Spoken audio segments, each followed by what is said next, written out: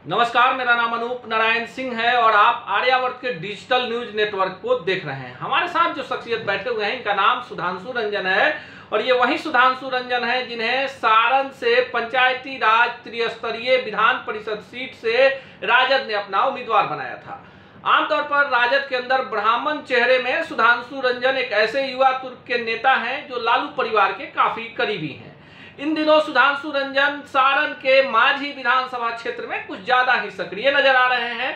माझी का जो सामाजिक समीकरण है उसमें ब्राह्मण मतदाता निर्णायक भूमिका में है। माझी जो है महाराजगंज लोकसभा क्षेत्र के अंतर्गत आता है। कई सारे सवाल हैं कि चुनाव हारने के बाद जो नेता होते हैं क्षेत्र से गायब हो जाते हैं, लेकिन सुधांशु रंजन चुनाव हारने के बाद क्षेत्र में कुछ ज्यादा ही सक्रिय हो गए हैं। आइए जानते हैं क्या कुछ प्लानिंग है और पार्टी ने इन्हें क्यों माझी की तरफ ही रुख करने को विवश किया है। सुधांशु जी, सबसे पहले स्वागत है। आपको भी बहुत बहुत धन्यवाद। आर्यावर्त के न्यूज़ प्लेटफॉर्म पर जो आपने पूरे बिहार में लोगों को दिखाने का कार्य करते हैं, उसके लिए मैं आपको बधाई और शुभकामना देता हूँ। चुनाव हारने के बाद आमतौर पर जो लोग होते हैं वो निराश हो जाते हैं। उनको लगता है कि फिर अगले 5 साल के बाद ही चुनाव होगा, लेकिन चुनाव हारने के दिन से लेकर आज तक क्षेत्र में आप ज्यादा ही सक्रिय हैं, क्यों?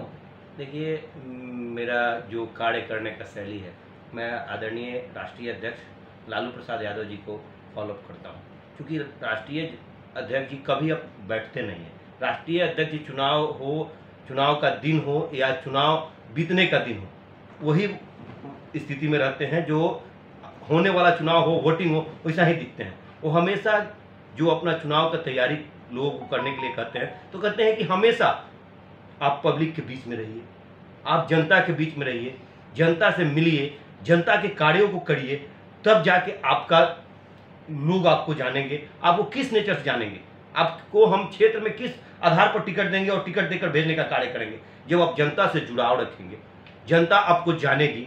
जब वोट करने जाएगी तो सोचेगी एक बार कि मैं क्यों नहीं सुधांशु रंजन को वोटिंग करूं। तो इसलिए मैं राष्ट्रीय जनता दल के राष्ट्रीय अध्यक्ष, हम लोगों के आदरणीय और हमारे गरीब गुरबों के जो आज इस स्थिति में लाके खड़ा कर दिए कि हर लोग एक सम्मान दिख रहा है पूरे बिहार और पूरे देश में, तो आदरणीय राष्ट्रीय जनता दल के राष्ट्रीय अध्यक्ष लालू प्रसाद यादव जी कहते हैं। उसी पैटर्न पर हमारे डिप्टी सीएम साहब चलने का कार्य कर रहे हैं। हर लोग से मिलते हैं, हर आदमी के बात को सुनते हैं और हर कार्य करने में जो उनका बारीकी से कार्य करते हैं, वैसा जोड़ा पूरे इंडिया में नहीं है। बिहार तो बिहार। सारण की बात करें तो दो मंत्री हैं अभी वर्तमान महागठबंधन सरकार में।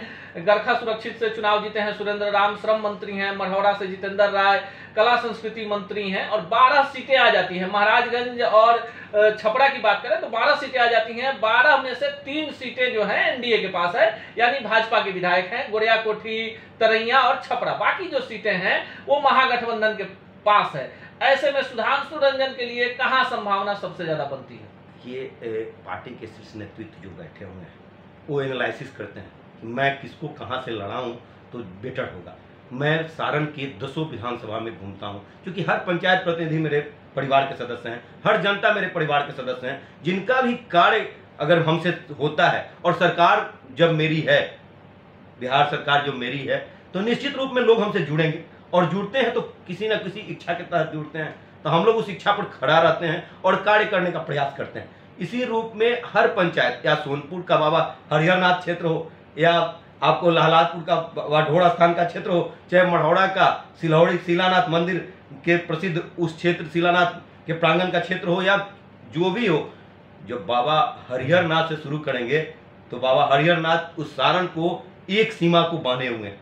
उसी प्रकार दूसरे सीमा को नारायणी के रूप में गंडक नदी, जो लोग कहता है कि तबाही का मंजर दिखाता है, नहीं, कहीं का उपजाऊ जमीन भी देता है, फसल उगाने का क्षमता भी देता है। जब कहीं कुछ लेता है तो कहीं कुछ देता भी।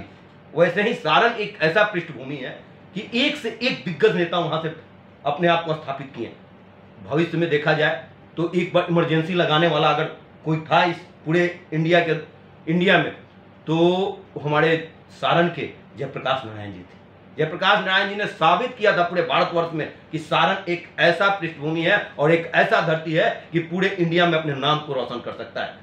सबसे पहला अगर कोई नाम रोशन करने का कार्य किया था तो हम लोग के प्रथम राष्ट्रपति बनकर डॉक्टर राजेंद्र प्रसाद जी ने किया था। तो इस सारण की भूमि पर जब डॉक्टर राजेंद्र प्रसाद और जयप्रकाश नारायण जी का नाम लिया जाता है तो निश्चित रूप में लालू प्रसाद यादव जी का भी नाम आता है। तो लालू प्रसाद यादव जी एक ऐसे शख्स हैं, जब रेल मिनिस्टर बने तो कई 1 लाख करोड़ का उन्होंने मुनाफा रेल मंत्रालय को दिया, रेल को गिरवी नहीं रखने दिया, रेल को बिकने नहीं दिया। लेकिन एक 9 वर्ष की सरकार ने रेल बेच दिया, रेल को गिरवी रख दिया। रेल एक्सीडेंट होता है तो लोग वहां कई 1 लाख लोग, कई 100 लोग मरते हैं और मरने वाले से मिलने के लिए लोग भटकते हैं कि मेरा प्रियजन कौन। चलिए रेल पर आएंगे, लेकिन उससे पहले ये बता दीजिए कि आप चुनाव हार गए एमएलसी का। सारण में जिस तरह का आपसी गुटबाजी है राजद के अंदर में, महागठबंधन के अंदर में, लालू जी का ऑपरेशन होता है तो सुधांशु रंजन नजर आते हैं सिंगापुर में। तो एक बड़ा सवाल तो आता है कि लालू परिवार के इतने करीबी हैं, जिस समय राजद के बड़े बड़े नेता सिंगापुर नहीं पहुंचे, सुधांशु रंजन उस समय खून देने के लिए लालू यादव को ऑपरेशन के समय सिंगापुर में थे। सिंगापुर यात्रा क्या थी? देखिए, हमारे गार्जियन, हम अपने गार्जियन को सुने कि उनका ऑपरेशन होने वाला है, तो हमको अपने आप को रोक नहीं पाए। हम वहाँ सिंगापुर गए और वहाँ भगवान और ईश्वर से, बाबा हरिहर नाथ से हमेशा कामना करते रहे कि हमारे गार्जियन स्वस्थ होकर और हमारे बिहार को लौटें और देश में एक नई मिसाल कायम करने का कार्य करें, और जो निरंकुश सरकार जो अभी केंद्र में बैठी हुई है उसको गिराने के लिए 24 में अकेले लालू यादव एक ऐसा शख्स है कि पूरे पार्टियों को जोड़कर और गिराने का कार्य करेंगे। मैं ईश्वर से यही कामना करता हूँ, बाबा हरिहर नाथ से यही कामना करता हूँ, और बाबा हरिहर नाथ को साक्षी मानकर कहता हूँ कि निश्चित रूप में वो लालू यादव एक ऐसा शेर है कि जो झुकता नहीं है और झुकाने का कार्य करता है। निश्चित रूप में पूरे इंडिया में एक ऐसा। लेकिन आप ब्राह्मण हैं और जो देखिए स्वर्ण, सीधे बात कर लेते हैं, 2024 में लोकसभा का चुनाव है, न राजपूत बिरादरी से, न भूमिहार बिरादरी से, न ब्राह्मण से और न कायस्थ से। महागठबंधन में राजद सबसे बड़ा दल है, लेकिन राजद कोटे से इन 4 जातियों से एक भी मंत्री नहीं है। प्लस पॉइंट है पार्टी के लिए या माइनस पॉइंट है? देखिए, हमारी पार्टी A to Z की पार्टी, उस पार्टी शीर्ष नेतागण जो भी हैं निर्णय कर रहे हैं, हमारे राष्ट्रीय अध्यक्ष निर्णय कर रहे हैं। निश्चित रूप में अगर पार्टी का, आपका जो भी मंत्रिमंडल का विस्तार होगा, निश्चित रूप में पार्टी उस पर निर्णय लेगी और निश्चित रूप में लोग को बनाएगी। ये सोचने वाली बात नहीं है। सभी लोग को एकजुट होकर और अभी लड़ने की जरूरत है। जो शासन चल रहा है 1977 याद आ रहा है। एक साधारण से छपरा के कार्यकर्ता हैं और राज्यसभा के टिकट में जब पार्टी की तरफ से मंथन होता है तो एक नाम सुधांशु रंजन हो जाते हैं। माझी में आप कुछ ज्यादा ही सक्रिय हैं जहां ब्राह्मण मतदाता है। तो ये पहले बताइए सुधांशु जी कि माझी का पॉलिटिक्स क्या है, क्योंकि अभी चुनाव होने में 2025 में विधानसभा का चुनाव है और माझी में हर तरफ चौक चौराहे पे आपके पोस्टर नजर आ रहे हैं, वहां के कार्यक्रमों में सबसे ज्यादा आपको बुलाया जा रहा है। माझी पर ही इतना ध्यान क्यों है? देखिए, माझी कुछ ऐसा नहीं है जो ऐसा देखा जाए। हमारा फोटो, आप कह रहे हैं कि पोस्टर के द्वारा मेरा फोटो लगाया जाता है, लोग का स्नेह और प्रेम है जो हमको बुलाने का कार्य करते हैं।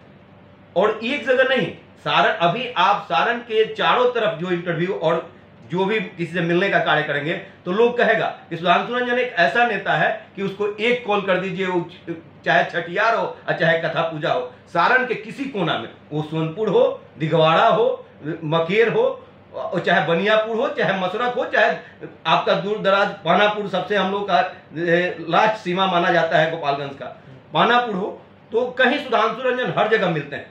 तो सुधांशु रंजन का स्वभाव में है कि राजनीति में सक्रिय रहना, कार्य को करना, अपने पार्टी को मजबूत करना। तो सुधांशु रंजन हर जगह दिखते हैं, कोई जरूरत नहीं है कि मैं माझी में ही केवल दिखता हूं। देखिए सुधांशु रंजन का जो कॉन्फिडेंस लेवल है वो कहीं ना कहीं राजद को एक संजीवनी प्रदान कर रहा है।